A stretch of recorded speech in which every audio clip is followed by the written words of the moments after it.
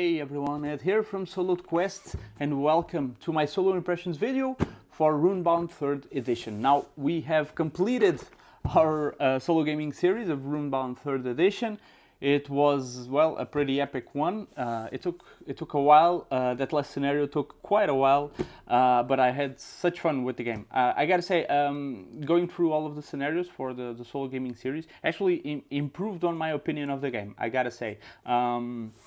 So let me just go through what I think of Runebound 3rd edition. It's a bit of an older one, but I mean, for new solo gamers, you might be interested in the game. You probably have heard of it and might want to get, I don't know, some sort of opinion on the solo, how the solo game is. Is it fun? Is it not fun?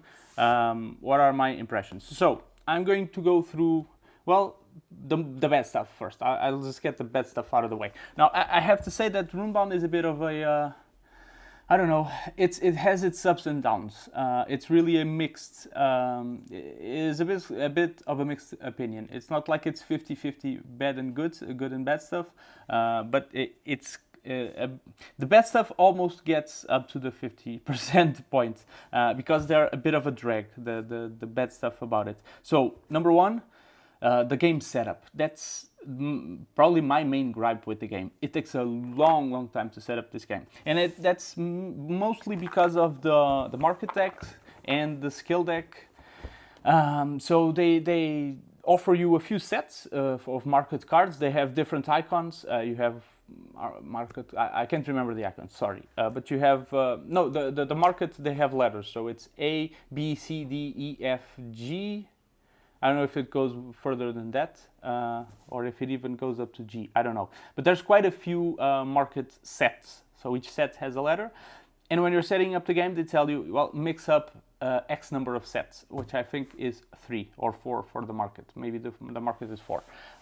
And in all the other games, all the other scenarios you do after that, if you want to change things up, you have to go through your market deck. You have to find the letter A cards, or the ones related to the set B, or the letters related to the set E. You have to manually take them out, and then you have to pick another set, mix it in, shuffle everything, then you have a new market deck. Now, this might not seem too much of a hassle, but it kind of is. If you want to, let's say you want to just change half of the market deck, it's going to take a while to find all those cards. I mean, it's not just setting up the game, it's setting up the decks that takes really a long time. Even the skill deck, it's exactly the same. They have a few icons on the bottom right. They are relating to which expansion set that skill deck is from. So each expansion has about 2 different skill decks, I think, or 2 sets of skill cards. Let's put it; it's easier to understand that way. And yeah, you have to do the same. The skill deck is pretty big. It's those small cards, which I actually don't like handling, and it becomes a bit of a drag when you're just setting up the game and you have the skill deck you used from before, and you're like, oh, okay, let me change something, and you're going to take quite a few minutes just to take those skill cards that you don't want to reuse. You want to use something new because that makes sense. You're playing a new scenario, you want to see new stuff. You don't want to draw the same cards all over again every time. So yeah, that really adds to the setup of the game. And that's my main gripe with the game. Now the rest of the setup is a little bit draggy as well. You have to place all those adventure gems on the colored spots on the map. So the orange ones go on the orange space, blah blah blah. Now this is more. It's not like it hurts the gameplay itself. This is not something that is related to the game, saying okay, the game is bad because this mechanic is bad. But it's just the setup. It's just the whole mechanical, physical activity of setting up the game that is very long and very tiresome, and that really puts me off from playing it a lot of times. It's one of the games that I do enjoy, but it's a bit of a drag to set up, and that's probably the main reason I did the solo gaming series for Runebound first here on the channel, because I wanted a good reason to set up the game and play it, and having it here on the channel within the solo gaming series was a bit of a personal reason for me as well, so that I would be forced to set up the game play it and show it to you guys. And well, I did enjoy my time with it, and that's the thing. After you go through all of those hurdles of the setup, the game is very, very enjoyable. It's a pretty good adventure. Now, since I said I was going through the negatives first, I'm going to continue with the negatives. So setup is the big one, the big negative in my book. Second, I would say probably they did the Unbreakable Bonds expansion, which brought those combat boards that we used here on the playthroughs. They automize, they make the enemies be autonomous. You don't have to make choices for them, or at least not many choices. You do have to make a few, and that's my second gripe with the game. Is while this is one of my favorite combat mechanics in board game, I love the tokens. I think they are much better than dice. Why do I say this? Well, this is more, now I'm starting to talk about pros, but I'll mix the pro with the con on this one, because they're not related, but they're about the same stuff. So I love the tokens. I think they are, well, one, they are cheaper to produce, so you'll get a cheaper game if people start doing tokens and not dice. But yeah, tokens do get worn out eventually, not like dice. Dice are much durable in that sense. But I love the way you upgrade yourself in this game. So you get, let's say you buy, I don't know, a bow. You get the bow card. If it was some other dungeon crawler, you just get a card saying this bow does 3 damage, range 6, you're done. Throw you another die or something like that, or maybe not even that, I don't know. But in here, I love the way that you get a card.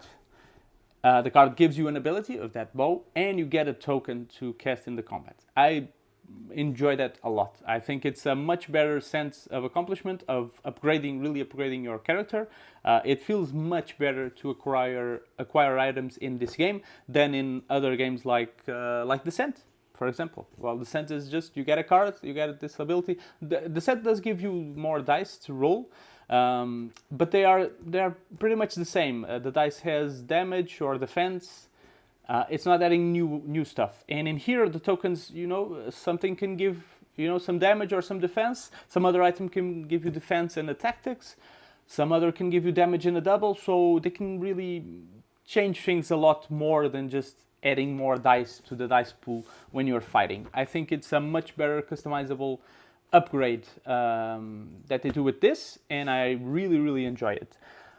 Why is this related to a con? The combat boards, while they are a great, like I said, they are a great idea. I love the combat, I love casting the tokens, and I love the tactical choice of the tokens. Again, if you're rolling just dice, it's just I did 5 damage, he rolled 4 shields, I did so a total of 1 damage. But it's bland and a bit boring, I gotta say, in terms of combat. In here, it's much more tactical. So the combat boards, they introduce you to a sort of a priority list where the enemy is going to go through step number 1 or row number 1, row number 2. So he's going down on the combat boards. So it's a much better.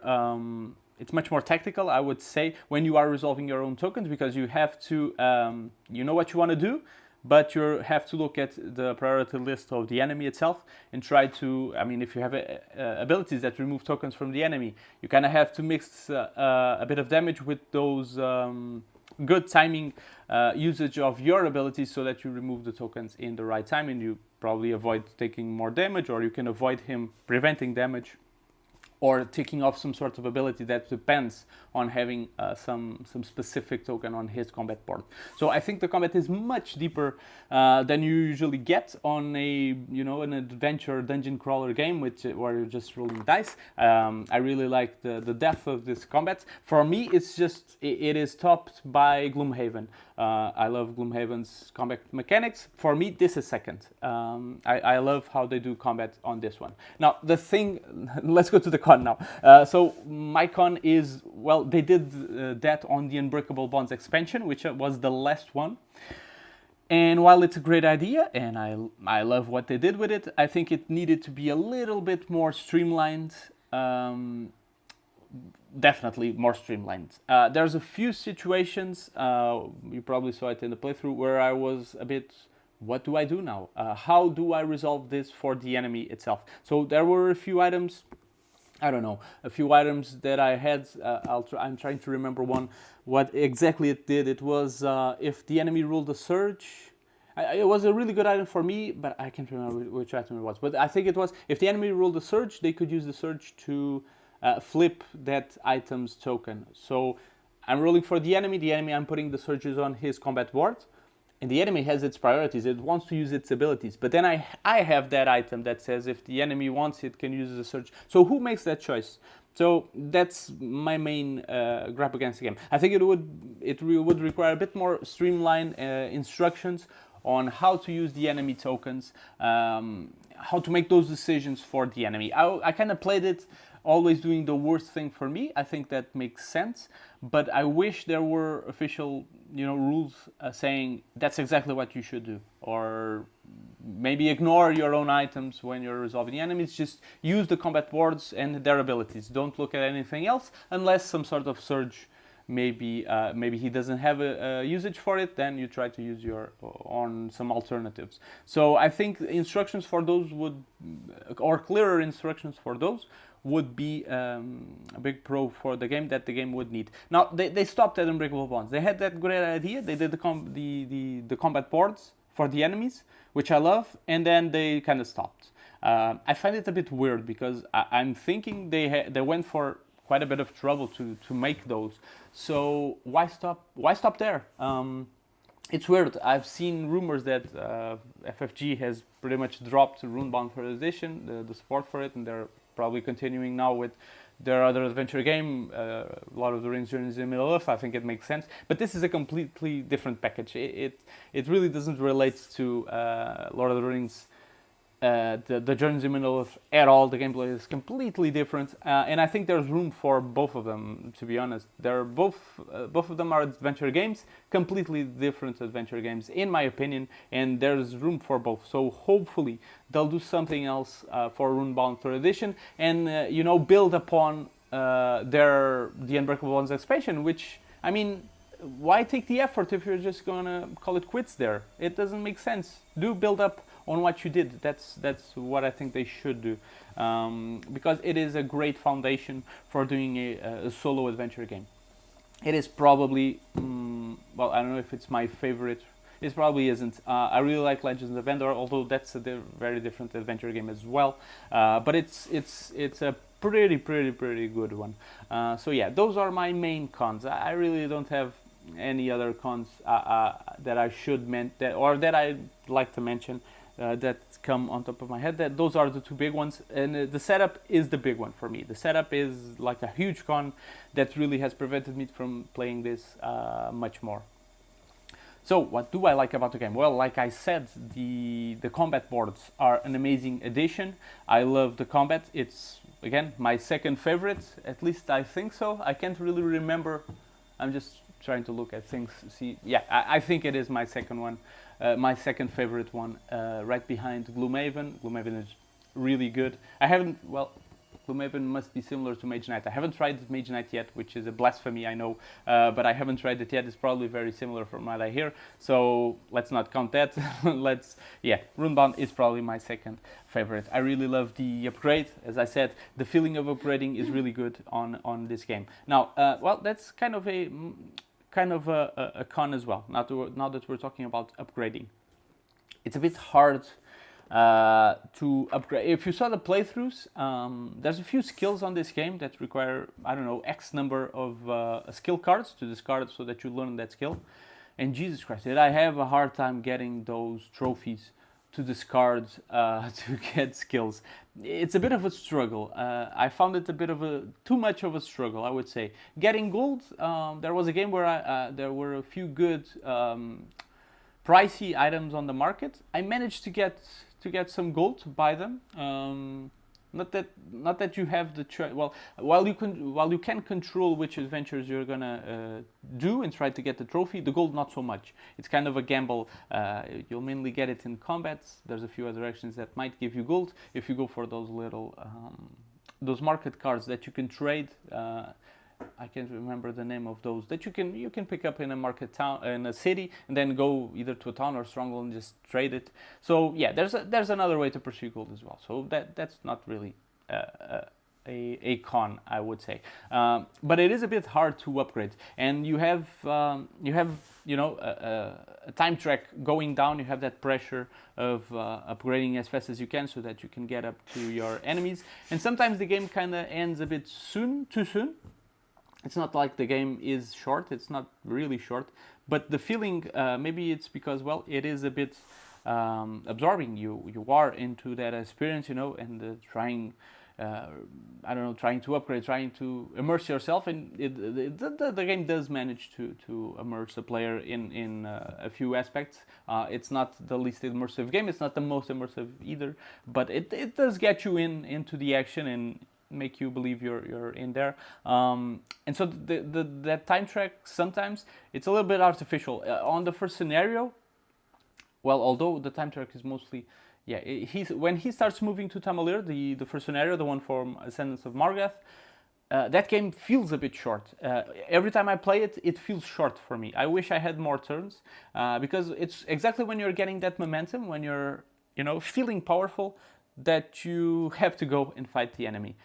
Usually, that doesn't happen often, that I feel powerful and feel prepared, much sooner than I have to fight the enemy. So some scenarios really rush you into that fight, into that final fight, and you sometimes you're going to lose. You're not strong enough, and the timer has countdown, and it's almost hitting the rock bottom, and you have to go and rush the enemy, and you're going to lose, so you're just kind of wasting time. So in that sense, I wish there was a bit more time to upgrade. Although we did do good on our solo gaming series, so while I'm complaining about this, we did upgrade enough to be able to defeat the enemies. So maybe they're not as strong as I'm assuming right now, because things did not went too badly. Actually, they did went badly on our on the plague scenario. And actually, let me just talk about the scenarios just a little bit. We have time. We have time. So the first one, Ascendance of Margath, like I said, pretty good scenario. I like it. I like the overall. Well, you're pretty much just go wherever you want, upgrade whenever you want, and then come back and fight Margath. That's pretty much the scenario. It's really simple. It's probably the most simple of the scenarios. It's definitely an introduction scenario. Like I said, it feels to me it's a bit short. It ends exactly when you're feeling powerful and you're starting to get pumped. You got a few weapons, you got a few upgrades, and you're pumped to play. And then you have to you have to play. You'll have to go and defeat Margaret. So it ends a little bit soonish for me, and it is very simple. It's more of an introduction scenario. Then the second one is the Corpse King, which was my second favorite. I really enjoyed that scenario a lot. While it is also go there and kill that final enemy, you have all those zombies spawning on the map. You have quite a few story cards that are changing up a few things around the board. So while the board is dynamic, it's going to things are going to change around the board. I like when the scenarios do that. The Margath one, not so much. It doesn't mess with the board. It's just pretty much a timer and some random events happening that don't affect the gameplay during the whole session. So I loved Corpse King. Was my second favorite scenario of the solo gaming series. Like I said, you then have to go and fight the enemy, but you have a bit more time on that one. You kind of can control when you're gonna fight. On the other one, if Margath is rushing the city, you kind of have to rush as well. So the second one was much more enjoyable for me. The third one, I can't remember which one it is. So we have the Locust Swarm on the expansions. The third one was the Caught in a Web scenario, was it? I think it was that one, yeah. So Caught in a Web, I have to check. Sorry, I have to check this. So the Caught in a Web scenario, if it's the one I'm thinking about.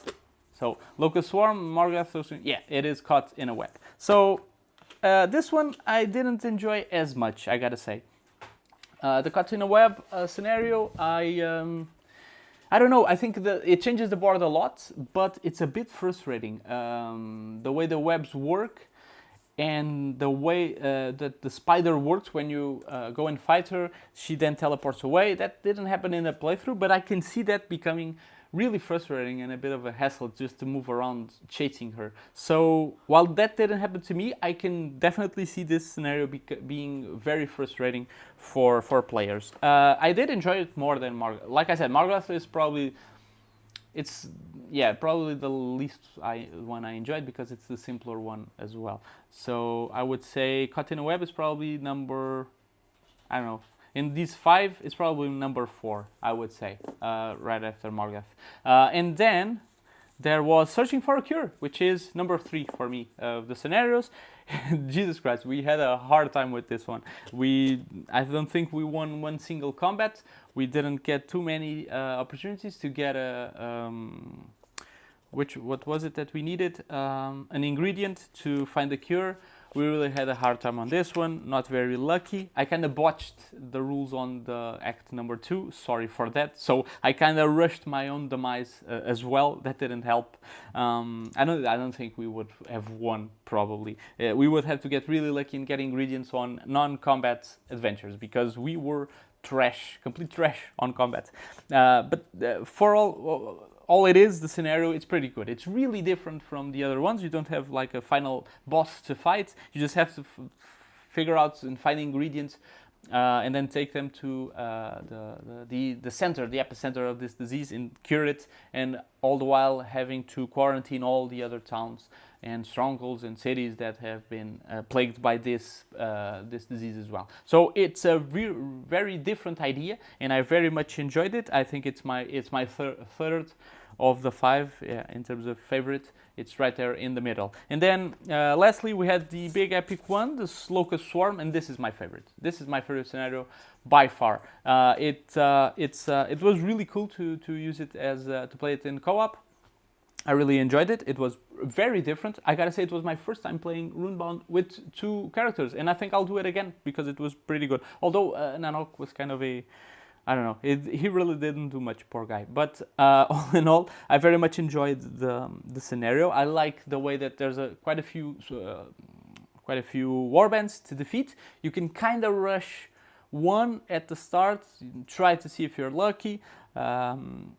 It's not like they kind of scale with you, because as the game goes on and you are playing yourself, they are getting units in there, and in Act 2 they are going to get that second token as well. The stronger token from the enemies for Act 2. So they are kind of scale with you as well, and I really enjoyed that. Them having units and them having that other token, it kind of scales with you upgrading. So while you are much stronger, you feel much stronger, the fight isn't going to be that easy. It didn't went that bad on the playthrough. We were really buffed up. We managed to get really buffed up. But it is a very good scenario. It really scales well. Things change around the board as well with all the scorched tokens. So this one was a very enjoyable one. So all in all, I have to say there's really there's no bad scenarios in this game, in my opinion. There's the Margath one, which is pretty simple, but apart from that, all of them are kind of different from each other. They all have some specific mechanic that makes the play enjoyable. So all in all, I think Runebound is a great addition. I don't know, I think it's probably very cheap right now. That's probably why people think FFG is just dropping it. I think you can get it on the cheap, and if you do, and if you want to play solo, do get the Unbreakable Bonds expansion. That's essential, in my opinion. I would not buy this game without the Unbreakable Bonds expansion. It's that good for me. The combat boards really add to it and make it an essential expansion for this game. So all in all, I would recommend it if you can find it at a good price. I mean, nowadays there's probably more complex adventure games, some that people might prefer. I mean, this is a very specific adventure game. I do advise people to look at playthroughs to see if they would like it. Don't go and buy it blindly unless it's like a super cheap price, like, I don't know. If you find it under $20, I mean, it's probably a good deal. So yeah, that was it for Runebound 3rd edition. I hope you all enjoyed the solo gaming series, and I hope you enjoyed this solo impressions video. Let me know if you what you thought of the solo gaming series, if you enjoyed the playthroughs, if you would like to see some more, and what type of scenario games you would like to see in the solo gaming series. It's only going to be based on scenario based games, just like Runebound, individual scenarios. I'll go through other games in the future, probably run a poll for you guys to tell me which ones you prefer as well. But I would love to hear from you right now in the comments which games you would like to see. So if there's other games you'd like to suggest to the solo gaming series, please do so in the comments. And if I haven't thought about them, I'll add them to that poll I was talking about, so that people vote on which game they prefer next for this solo gaming series. So yeah, that was it from me for today. I hope you all enjoyed the video. If you do, leave a like on the video and subscribe to the channel if you haven't, and I will see you all in the next one. So until then, bye bye everyone.